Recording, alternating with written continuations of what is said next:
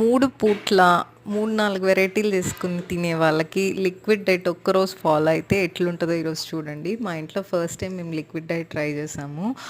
పొద్దున్నే 9:30, 10 ఆ టైంలో మేము బ్రేక్ఫాస్ట్ చేస్తాం. ఆ టైంలో స్మూతీ ట్రై చేశాననమాట. యాపిల్ స్మూతీ ఇదైతే కొద్దిగా కడుపు నిండిద్ది అని చెప్పి మంచిగా డ్రై ఫ్రూట్స్ అన్నీ వేసుకొని స్మూతీ చేసుకున్నాను.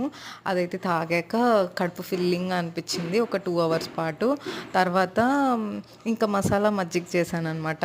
మసాలా మజ్జిగ అయితే టేస్టీగా ఉంటుంది. బటర్ మిల్క్ ఒక్క నిమిషంలో అయిపోయింది. కొద్దిగా ఆకలి ఆపిద్ది అని ఆలోచించాను.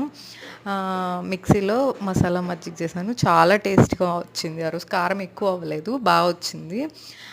తర్వాత మధ్యాహ్నం వరకు హ్యాపీగా అయిపోయింది. పర్వాలేదు, ఓర్చుకోగలిగాను అని అనుకున్నాను.